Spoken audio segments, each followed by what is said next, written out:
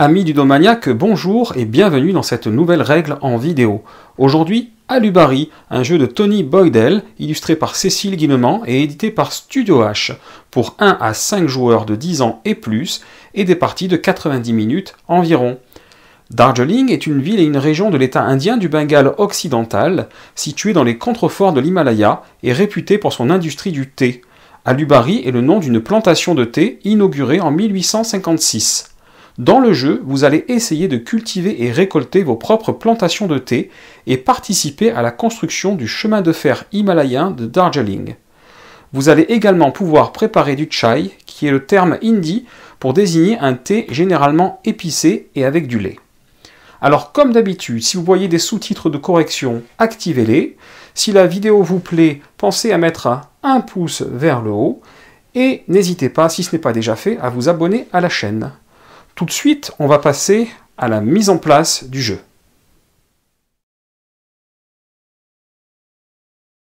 La première chose à faire va être de déplier l'immense et très beau plateau du jeu. Il va vous falloir une très grande table. Vous allez ensuite prendre des tuiles de masquage comme celle-ci et les placer sur la piste chai selon le nombre de joueurs. Par exemple, ici, je vais jouer à 2 joueurs.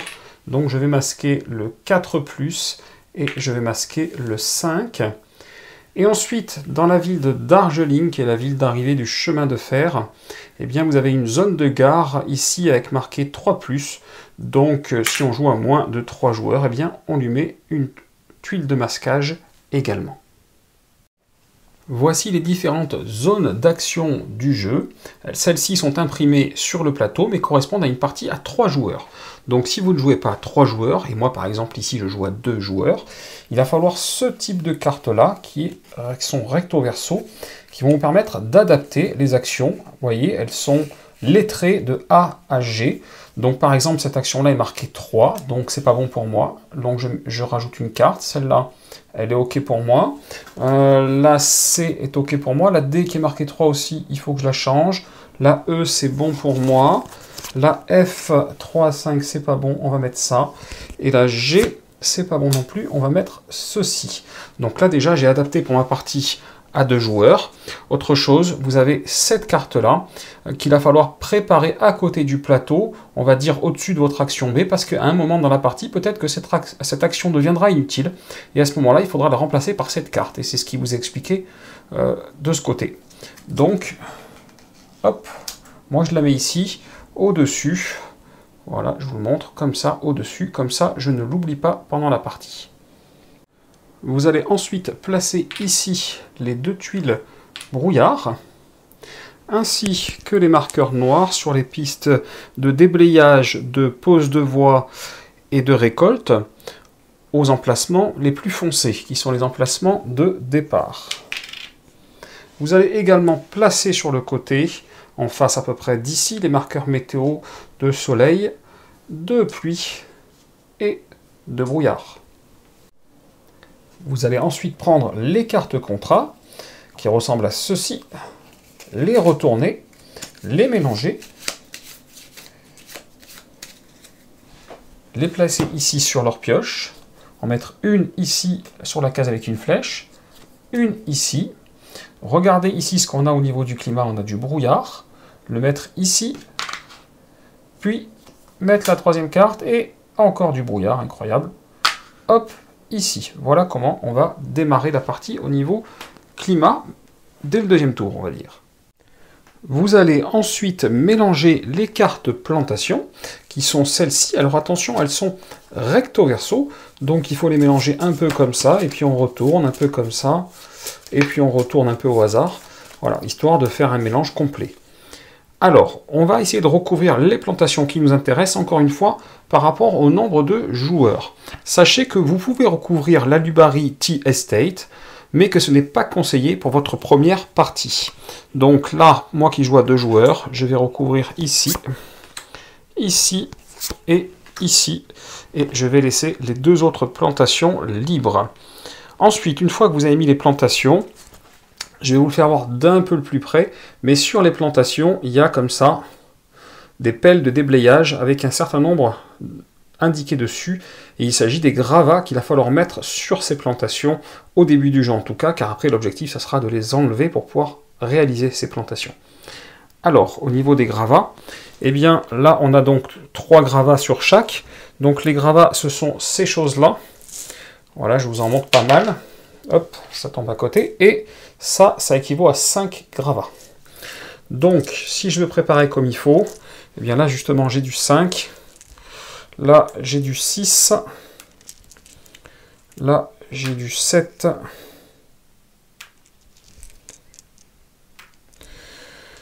Là aussi, j'ai du 7. Là, j'ai du 6.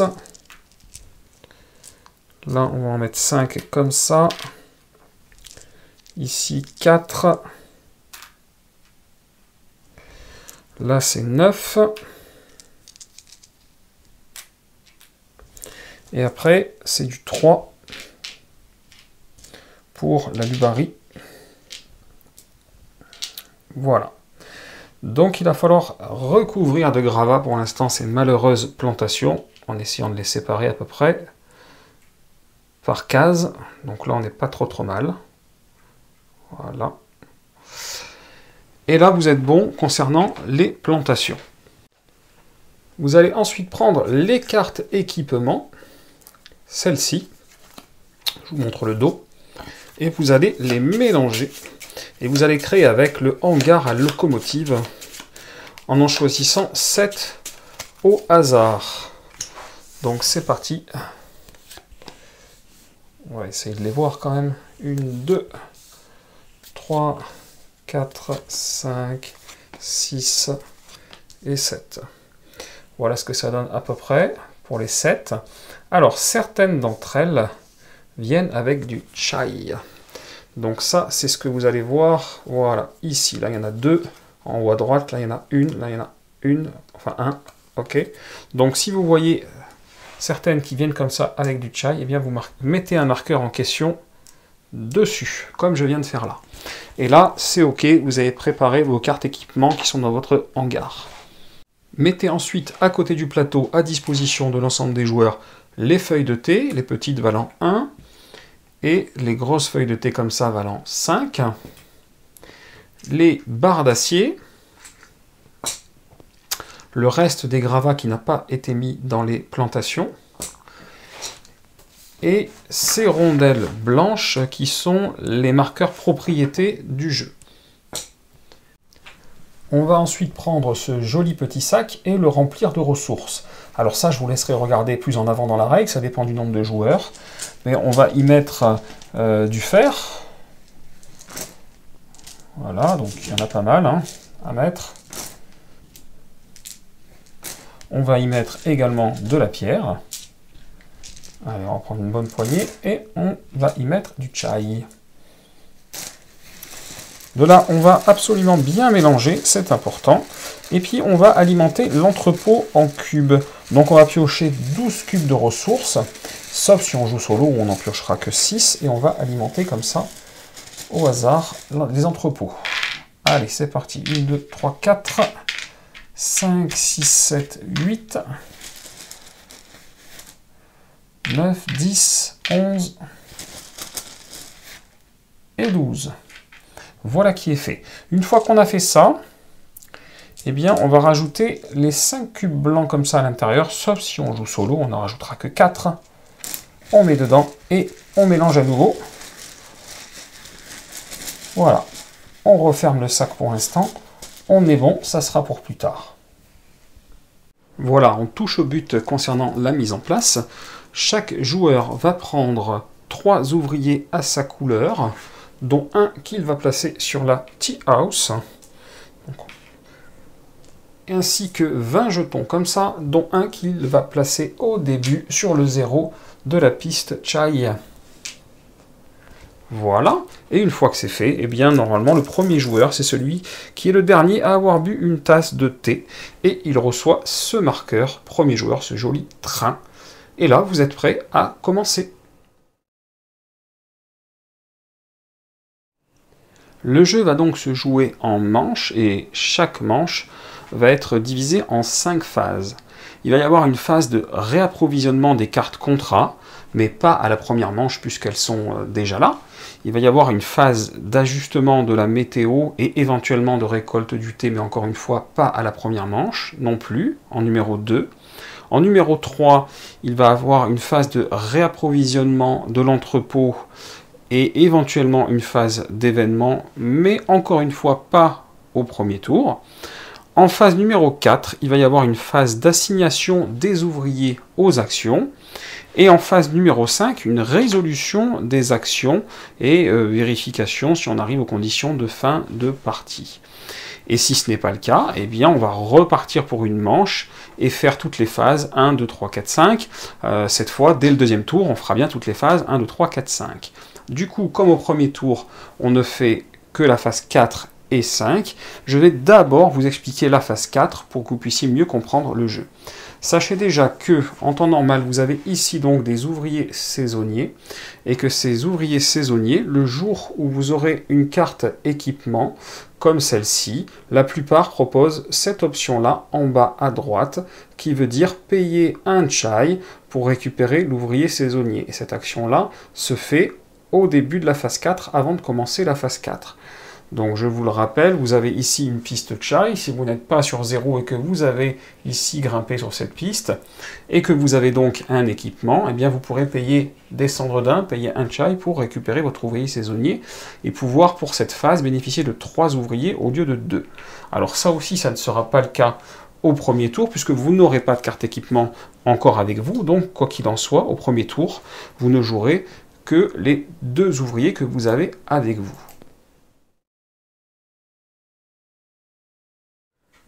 Concernant donc cette phase 4 qui est l'assignation des ouvriers aux actions, eh bien on va s'intéresser ici, aux zones d'action tout simplement. Et dans le sens horaire, en commençant par le premier joueur, eh bien on va placer un ouvrier sur une case libre d'une zone d'action, dans l'ordre de son choix, jusqu'à ce que plus personne n'ait d'ouvrier à placer. Donc après on va tourner dans le sens des aiguilles d'une montre. Donc par exemple, le premier joueur peut choisir de se mettre là, et donc vous voyez que je ne suis pas obligé de me mettre sur la case 1.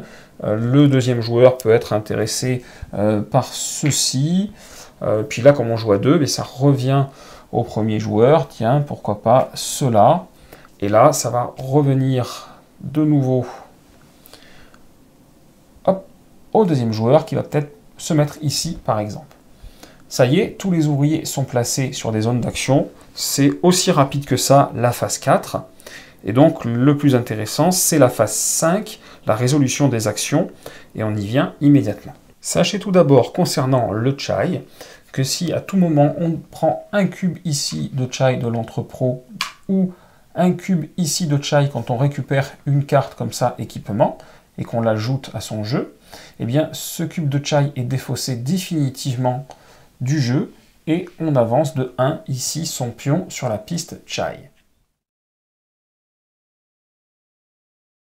On va donc activer les zones d'action dans l'ordre de gauche à droite et de A à G, et sur chaque action, de 1 à le nombre de cases qu'il y a. Là, il n'y en a pas beaucoup parce que je joue à 2 joueurs, mais il peut y avoir 3 cases, donc 1, 2, 3 par exemple. Pour chacune des zones, on va pouvoir éventuellement utiliser des cartes contrat. Donc les cartes contrat, on en a mis sur le côté, c'est celle-ci. Et il y en a beaucoup qui présentent sur leur partie haute ici, eh bien, des actions possibles avec des lettres. Et ces lettres correspondent en réalité, pour la plupart il y a des lettres, ces lettres correspondent aux lettres ici des actions. Avant de démarrer une zone d'action, et ce même si elle est vide, eh bien on va demander à l'ensemble des joueurs, en commençant par le premier joueur, s'il veut utiliser une ou plusieurs de ces cartes contrat non utilisées. Alors c'est simple, une carte contrat, quand on va l'utiliser, on va l'incliner comme ça, donc elle sera utilisée, donc le joueur, on va lui demander s'il veut utiliser une carte qui n'est pas encore inclinée, bien entendu. Et donc, éventuellement, selon le type de carte, eh bien, même s'il n'a pas d'ouvrier sur la zone, eh bien, il pourra peut-être avoir un effet. Cet effet durera jusqu'à la fin de la manche, et après, la carte restera inclinée comme ceci jusqu'à la fin de la partie. Ce qui veut dire que tous les effets des cartes contrat ne peuvent être utilisés que sur une seule manche. Ils sont déclenchés au moment où on attaque la bonne zone d'action. Par exemple, là, ça serait au moment où on attaque la zone G. On la déclenche, on fait l'effet. Si c'est un effet durable, il peut durer encore pour la suite de la manche. Et après, la carte reste inclinée pour le reste de la partie. Et on ne pourra plus refaire cet effet. Et vous verrez, j'y reviendrai après, la partie basse, elle, qui est un objectif à réaliser pour obtenir des points de victoire, même si la carte est inclinée, elle sera toujours active au moment du scoring en fin de partie. Ça, c'est la première chose. Donc comme je vous l'ai dit, on résout dans l'ordre. Il est important de savoir que pour chaque ouvrier présent dans une zone d'action, eh bien, on doit résoudre l'action si possible. Avant de résoudre l'action, on peut également, pour la plupart des actions, sauf la dernière ici, payer un chai ici et redescendre donc de 1 pour avoir une action boostée. Et c'est ce qui a marqué juste en dessous de chaque action. Au niveau de la première action, c'est l'action de l'entrepôt. Donc l'action de l'entrepôt, c'est assez simple. L'entrepôt, vous l'avez vu tout à l'heure, il est là. Et l'action de l'entrepôt, ça consiste à prendre 3 cubes ici dans les cubes présents dans l'entrepôt, sachant que sur ces 3 cubes, vous ne pouvez avoir que 1 cube de chai au maximum. De plus, si vous avez utilisé un chai au début de l'action, eh bien vous pouvez prendre 2 cubes supplémentaires, et sur ces 2 cubes supplémentaires, vous pouvez également avoir 1 cube de chai au maximum. Pensez également que pour le joueur qui réalise l'action avec le train dessiné comme ça, eh bien, il devient immédiatement le nouveau premier joueur en prenant ce marqueur devant lui. L'action numéro 2, la B, c'est une action avec une pelle comme ça, qui est une action de déblayage. Alors elle est liée tout simplement à cette piste ici, et au niveau qui est ici, là pour l'instant nous sommes sur 3. Donc vous avez 3 de niveau de déblayage, et sachez que vous êtes obligé de déblayer toujours au maximum de votre capacité étant ce niveau de déblayage et tout équipement qui vous donnerait des bonus de déblayage.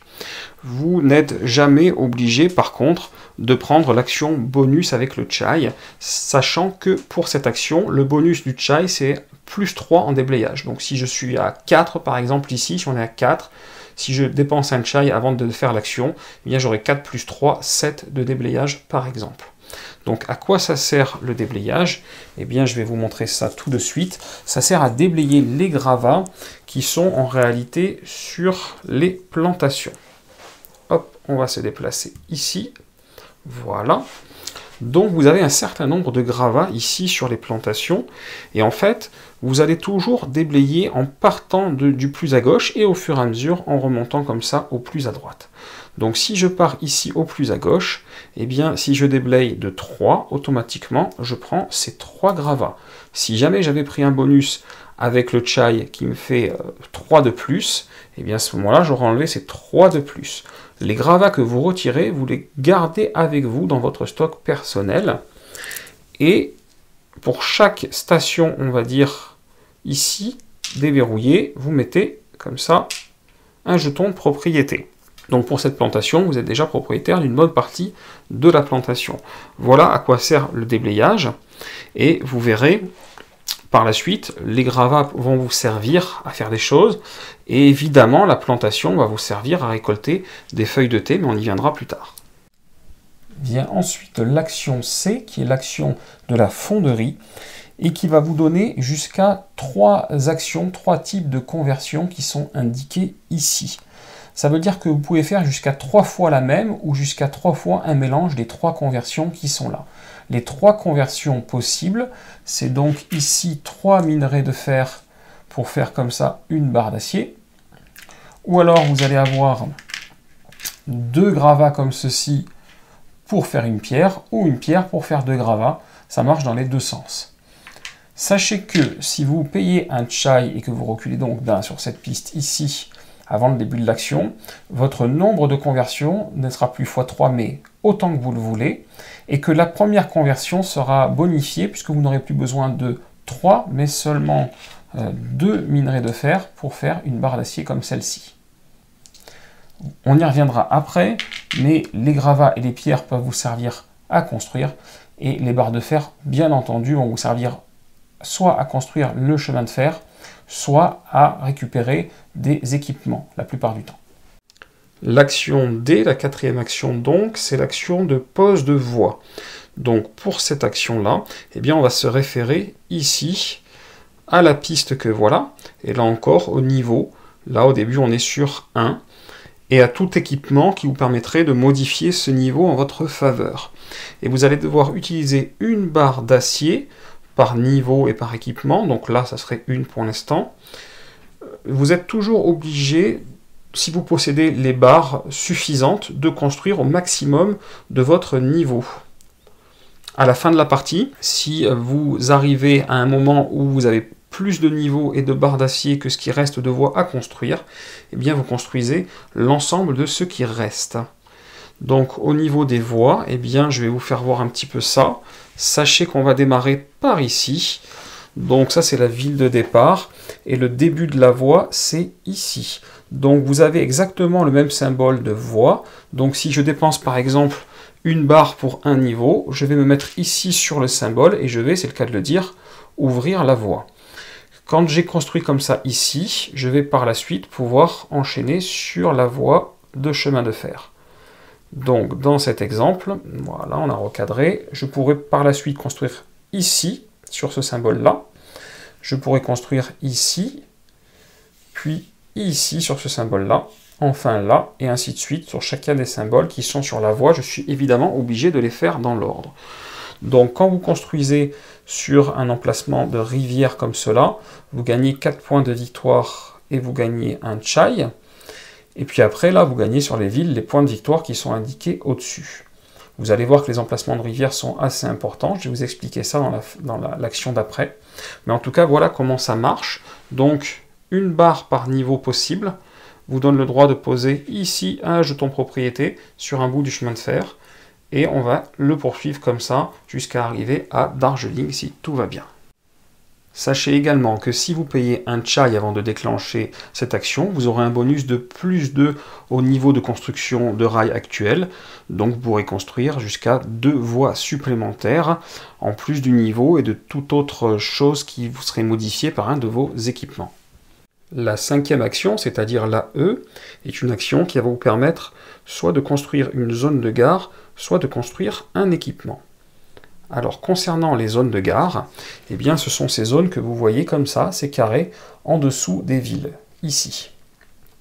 Donc sachez que pour avoir le droit de construire dans les zones de gare en dessous d'une ville, il faut que la voie de rivière précédemment soit construite. Une fois que c'est fait, même si les voies ici ne sont pas construites, vous allez pouvoir construire dans les zones de gare de toutes les villes, ici, ici et ici, jusqu'à la prochaine zone rivière.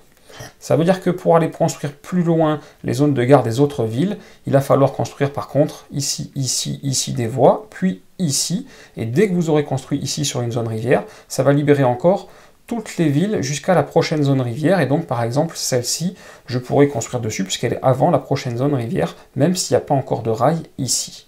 Ça, c'est déjà une première chose qui est assez importante. Donc, les cases, eh bien c'est simple, vous allez voir, c'est que vous avez un coup, par exemple ici 2 pierres ou 3 gravats, donc les fameux gravats que j'ai récupérés ici dans les plantations en dessous. Là, par exemple, j'ai récupéré des gravats quand j'ai déblayé, eh bien je les ai gardés, eh bien je vais pouvoir construire avec des zones de gare. Donc c'est plutôt pas mal. Je vais pouvoir faire pas mal de choses comme ça.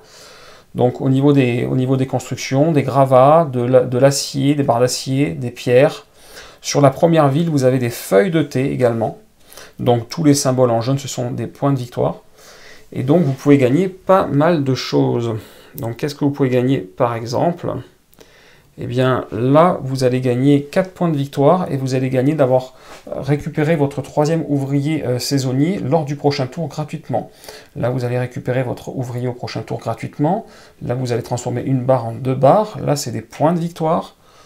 Là, vous allez gagner une carte équipement gratuite ici, par exemple. Ici, vous allez gagner une carte contrat gratuitement. Et vous allez avoir pas mal de bonus possibles comme ça au fur et à mesure en construisant vos zones de gare. Donc c'est plutôt intéressant. Et il y a également, contre des feuilles de thé, pas mal de points de victoire sur la ville de départ. Donc ça peut être assez intéressant de construire des zones de gare. Ensuite, concernant l'équipement, eh bien les équipements, vous les avez ici. Et donc les équipements, bah, c'est assez simple. Ils ont un coup en haut. On va prendre celui-là. Hop. Voilà, on va se rapprocher un petit peu. Donc, on va essayer de faire tenir le chai comme ça. Ils ont un coût de construction ici. Donc, généralement, pour la plupart, ce sont ici des barres métalliques. Des barres, ouais. Ça, c'est ce que vous allez gagner en fin de partie. Ça, c'est le fameux effet qui va vous permettre, en début de phase 4, de payer un chai pour récupérer votre troisième ouvrier, votre saisonnier.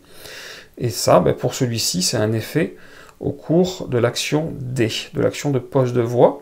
Quand vous récupérez une carte qui vient avec un chai comme ça, le chai en question, vous le défaussez de manière définitive et vous avancez de 1 sur la fameuse piste chai. Donc voilà les équipements. Il y en a différentes sortes, avec différents coûts et différents effets. Sachez que ces équipements-là, eh bien, il y aura une maintenance à faire selon les événements dans cette zone-là, une maintenance des équipements donc ça va vous coûter de les maintenir, et si vous ne pouvez pas les maintenir, vous serez obligé de les rendre de nouveau disponibles. Dans tous les cas, leur nombre n'est absolument pas limité, donc vous pouvez avoir autant d'équipements que vous voulez devant vous.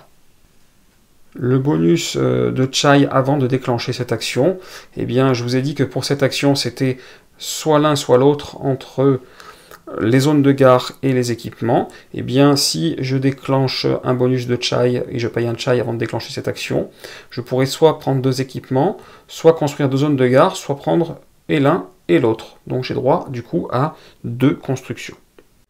La sixième action, qui est la F, donc celle-ci, avec la belle carte dessinée comme ça, eh bien c'est le bureau de poste, et ça vous permettra de prendre parmi les contrats disponibles un contrat de votre choix. Sachez que vous n'avez pas de limite au nombre de contrats que vous pouvez posséder, et comme je vous l'avais déjà expliqué, eh bien les contrats ont un effet ici, en cours de partie, généralement lié à une des zones d'action, et cet effet vous pouvez le déclencher une fois pendant la partie, mais une fois seulement. Une fois que la carte est déclenchée et tournée comme ça, c'est terminé, vous ne pouvez plus la déclencher. Et comme je vous l'avais déjà dit, vous avez également un objectif de score final ici au niveau des contrats. Cet objectif est non obligatoire, donc vous n'êtes pas pénalisé s'il n'est pas réalisé. Donc c'est toujours intéressant de prendre des contrats. Quand vous prenez un contrat, ce n'est jamais remplacé pendant le tour, même si vous prenez un contrat par un autre effet, on ne remplace jamais les cartes là, donc les joueurs suivants qui seraient amenés à prendre des contrats auront moins de choix. Et également, le bonus chai, donc en dessous associé, si vous l'utilisez avant l'action, toujours, eh bien vous prenez l'intégralité des cartes restantes ici, que vous mettez dans la défausse. Vous remettez 3 nouvelles cartes ici et vous choisissez parmi les 3 nouvelles. Donc s'il y a des contrats qui ne vous intéressent pas, avec un bonus chai, vous allez pouvoir essayer d'y remédier et trouver les contrats qui vous intéressent. Vous avez enfin cette 7e et dernière action qui est la G, qui est l'action du chaiwala, qui va vous permettre de prendre une ou deux feuilles de thé selon le marqueur, c'est-à-dire selon la piste qui est ici. Au début de la partie, on est sur du 1. Si jamais on est sur 1,5, vous pouvez paralyser ce côté-là de l'action. Vous ne pouvez pas récupérer de feuilles. Si vous êtes sur 1 ou sur 2, eh bien vous allez récupérer une ou deux feuilles, plus tout bonus éventuel que vous auriez en carte contrat pour ce type d'action.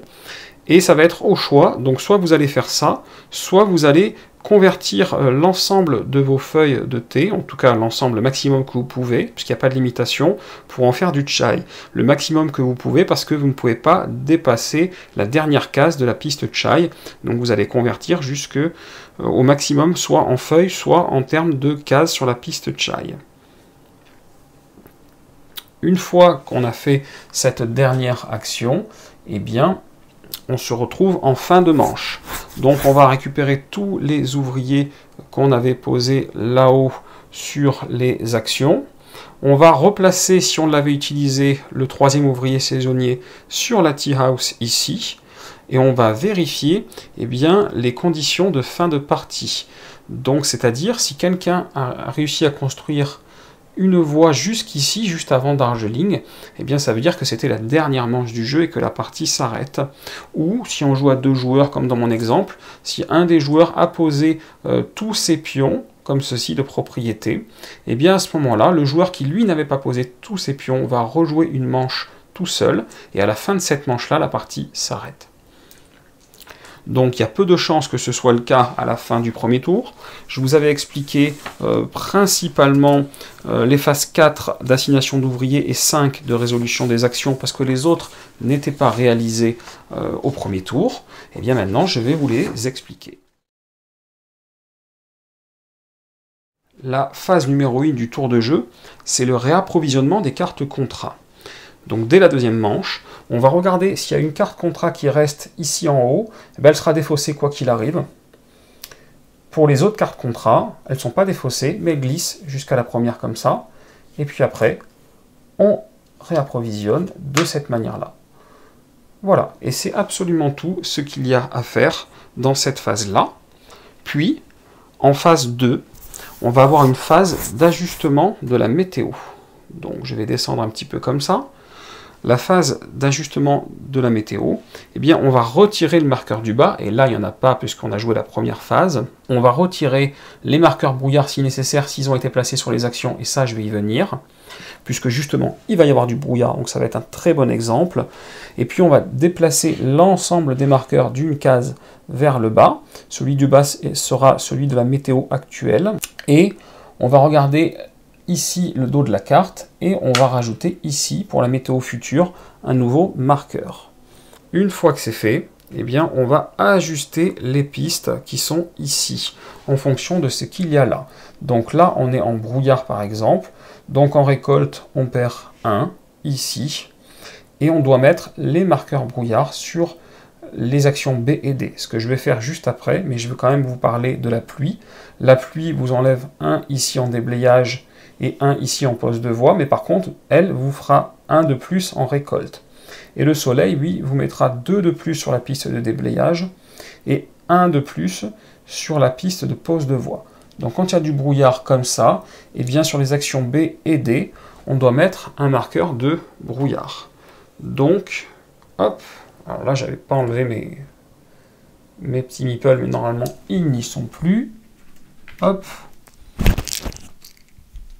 Donc automatiquement, il y a du brouillard pour ces actions-là, c'est moins pratique. Et si avec une case là, comme dans mon action, à 2 joueurs, eh bien, malheureusement, ça ne sera pas disponible. Donc ça, le brouillard enlève des cases d'action au niveau déblayage et pose de voie. Les ouvriers ont plus de mal à travailler thématiquement, ça se tient.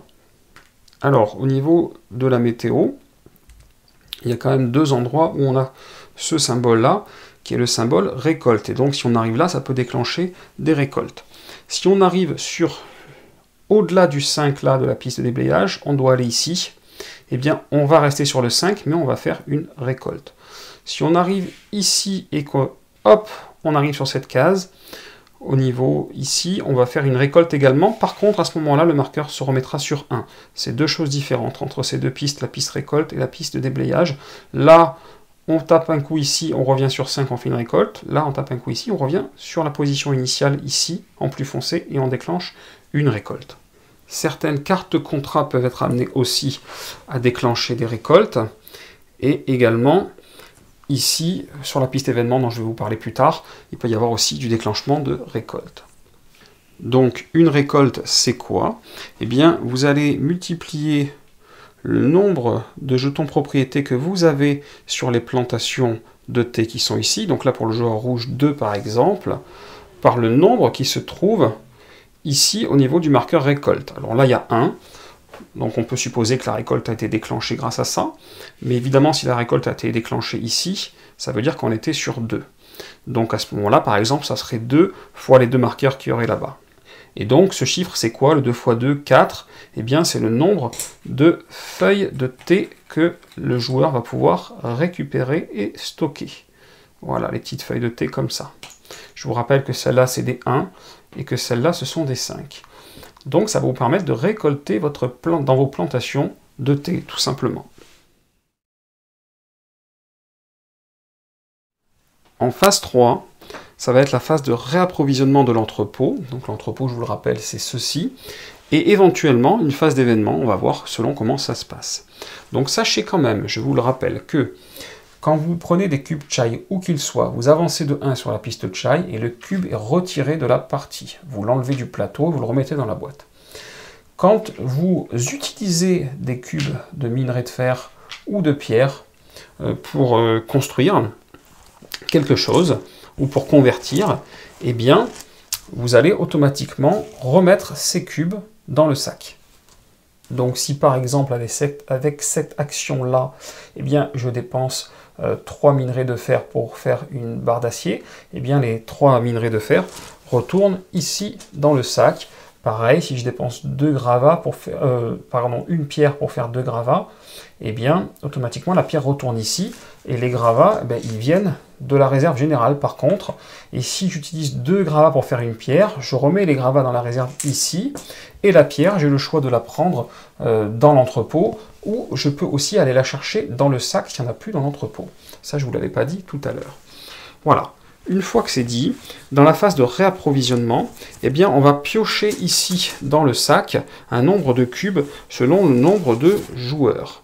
Donc, pour me concernant, pour une partie à 2 joueurs, je vais piocher 6 cubes et les remettre automatiquement sur les zones ici de l'entrepôt. Donc 1, 2, 3, 4, 5 et 6. Donc il y a aussi des cubes blancs dans le sac et je vais vous expliquer à quoi servent les cubes blancs. En fait, il s'agit de résoudre des événements. Alors, on va déplacer un petit peu ici pour aller chercher la fameuse roue des événements que voilà. Alors, on va toujours... Voilà, là il y a un 1, et après ça fait en sens horaire 2, 3, 4, 5, 6. Donc, pour chaque cube blanc, on va le poser dans la première case disponible, là la 1, et puis on va résoudre ceci. Si un autre cube blanc vient plus tard, ou si j'avais eu plusieurs cubes blancs ici quand j'avais pioché, eh bien on résout d'abord celui-ci, puis après on pose le deuxième et on résout celui-ci, et ainsi de suite. Alors je vais vous expliquer un petit peu les événements en question, de quoi ils retournent. Donc la première action, c'est une action de déblayage. On reconnaît la pelle qui est ici, et ça va permettre de retirer des gravats sur les 2 plantations les plus à gauche qui en ont encore. Donc par exemple, dans ce cas de figure, si ça c'était la plantation la plus à gauche qui avait des gravats, eh bien je retirerai ceci et je retirerai ceci.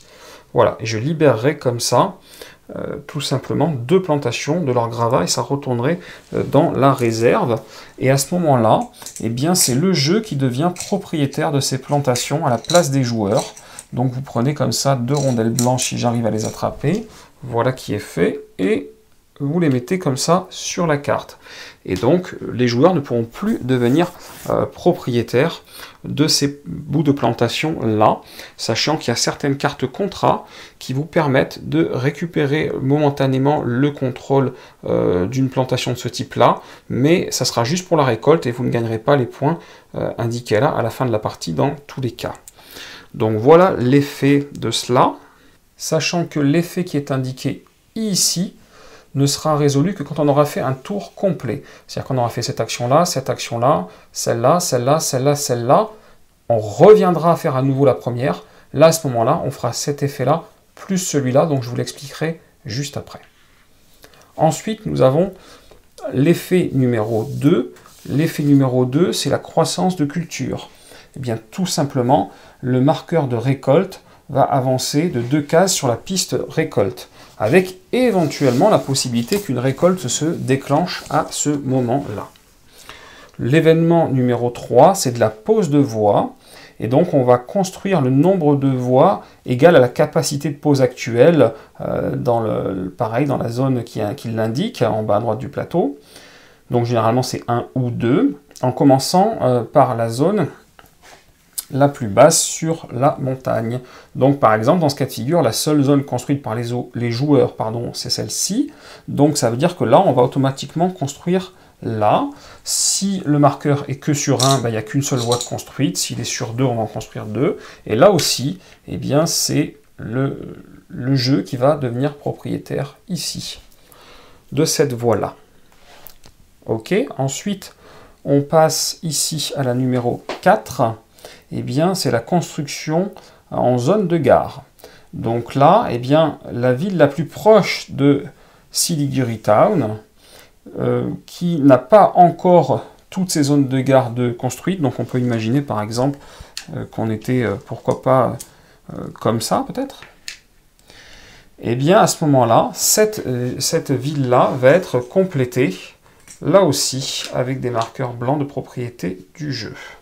Voilà pour la construction de zone de gare. Également, quand on a fait ceci, donc ça veut dire qu'on était dans cette position-là. Voilà, attendez, je vais vous retrouver un dernier petit marqueur. Quand on a fait ça, on prend les marqueurs des zones 1, 2 et 3 qui sont là, et on les remélange dans le sac. Voilà, qui est fait. Ensuite, eh bien, on va continuer comme ça, sur l'action numéro 5. Donc je vous avais parlé de la maintenance des équipements. Donc pour chaque carte équipement comme ça en votre possession, eh bien vous allez devoir payer son entretien. Et son entretien, ça va être pour chaque carte, soit une barre d'acier, soit 2 chai à retirer de votre piste chai. Si pour une carte, vous ne pouvez pas payer, eh bien automatiquement cette carte-là reviendra ici dans la réserve. Alors attention, si cette carte venait avec un chai au départ, vous ne remettez pas le chai dessus et quelqu'un qui l'achèterait ne récupérerait pas le chai. Pour le 6 ici, eh bien c'est la récolte de thé et pose de voie. Donc il y a une action de récolte immédiate, selon le niveau de récolte qu'il y a là-bas et le nombre de plantations que vous avez, comme je vous l'ai déjà expliqué. Et encore une fois, une action de pose de voie identique à celle-ci. Donc dans ce cas de figure, je ne sais pas si par exemple le joueur avait construit ici et là par exemple, pourquoi pas, eh bien que la pose de voie soit sur... allez, soyons fous, soit sur peut-être 2, et bien, hop, à ce moment-là, le joueur neutre irait se mettre, encore une fois, à construire des voies comme ça. Ok, ça c'est fait. Et là, on revient éventuellement plus tard sur l'action numéro 1, si on pioche encore du blanc dans le sac. Et là, à ce moment-là, on enlève encore une fois 2 plantations complètes au niveau des gravats, pour celles qui en ont encore. Et le neutre en prend le contrôle, mais également, on enlève les marqueurs du 4, 5, 6 qu'on remet dans le sac et on remélange. Voilà. Et enfin, on va vérifier à ce moment-là le niveau des entrepôts. Il ne faudra pas qu'il y ait plus de 7 cubes ici. 1, 2, 3, 4, 5, 6, 7, on est bon. Pas plus de 4 ici, pas plus de 1 ici. Sinon, on enlève les cubes et ils sont tous remis dans le sac. Dans ce cas de figure, même le chai est remis dans le sac avec le reste. Donc vous l'avez compris, pour cette phase numéro 3, qui est le réapprovisionnement et les événements, bah, chaque fois qu'on va piocher du cube blanc comme ça, on va déclencher au fur et à mesure ces événements-là, qui vont faire éventuellement aussi avancer le jeu en même temps que les joueurs, et le joueur neutre va pouvoir prendre comme ça des zones de gare, des voies, ou carrément se mettre, comme on l'a vu, hop, sur les plantations. Donc ça peut gêner les joueurs, et puis ça peut aussi accélérer la partie. Donc en fin de manche, on vérifie toujours si on arrive à la fin de la partie, et ça, on se le rappelle, ça arrive pour la plupart des parties si un joueur a construit ici. Voilà, sauf dans la partie à 2 joueurs où il peut y avoir une deuxième condition de fin, l'une ou l'autre, comme je vous l'avais expliqué tout à l'heure. Donc là, quand on arrive à la fin de la partie, on vérifie, on ne rejoue pas une manche supplémentaire, et on va effectivement compter ces points. Donc les points, eh bien, il peut y en avoir sur les plantations de thé, voilà, comme celle-ci, donc c'est les points qui vont y avoir ici, pour chaque joueur. Il peut y en avoir donc sur les gares, hein, c'est ce type de points que vous voyez là. Il peut y en avoir sur les sections de voies, c'est les points que vous voyez ici. Il peut y en avoir sur les contrats complétés, hein, ce type de carte-là, ben, si j'ai réussi à faire 3 voies, eh bien c'est 24 points par exemple. Alors attention, pour les contrats complétés, on ne peut jamais utiliser une même chose pour plusieurs contrats. C'est-à-dire par exemple là j'ai 2 contrats qui demandent des voies. Il est bien évident que si j'utilise 2 voies pour faire ce contrat, ces 2 voies utilisées ne pourront pas être utilisées pour les 3 voies de celui-ci. Donc généralement, ce qu'on fait quand on compte les contrats, eh bien c'est qu'au fur et à mesure, on prend les voies des joueurs comme ça, et on les pose dessus pour dire ok ça fait 2, et on fait pareil pour ça, ou pour tout autre type de ressources demandées pour les contrats, on met dessus au fur et à mesure, pareil si c'est des gares qui sont demandées, on les prend, on met dessus, comme ça on sait qu'on n'a pas utilisé la même chose pour plusieurs contrats. Il y aura aussi évidemment la piste de chai où il y a des points de victoire dessus. incluant quelqu'un a construit ici ou ici, si on joue à 3 joueurs et plus, eh bien le multiplicateur de points de victoire pour la piste Chai à Darjeeling. Il y aura les feuilles de thé. Alors les feuilles de thé, elles vous rapporteront 2 pour 1. Il faudra faire 2 feuilles de thé pour faire 1 point de victoire à la fin de la partie. Et il y aura les équipements. La plupart des équipements rapportent 9 points pour la plupart. Je ne pense pas dire de bêtises en vous disant ça. Et sachez que pour compter tout ce que je viens de vous dire, eh bien vous avez un bloc-notes comme ça qui est très pratique. Voilà, une fois que vous avez compté tous les points, eh bien le joueur avec le plus de points l'emporte, vous vous en doutez. Et en cas d'égalité, eh bien la victoire est tout simplement partagée. Voilà, j'espère que ça vous a bien éclairé sur la manière de jouer à Lubari. Alors moi j'aime beaucoup, je trouve le thème sympa, je trouve les illustrations belles, le matériel est agréable et ça donne vraiment envie de jouer. Et il y a pas mal de stratégies dans le jeu qui sont intéressantes et beaucoup de choses à voir et de l'interaction. Donc je vous conseille vivement de l'essayer et je pense que vous allez l'adopter. Voilà, si cette vidéo vous a plu, n'hésitez pas, comme d'habitude, vous mettez un petit pouce vers le haut, ça fait toujours plaisir.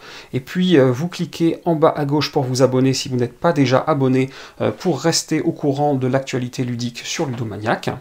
Et puis, je vous dis à très bientôt pour une prochaine règle en vidéo.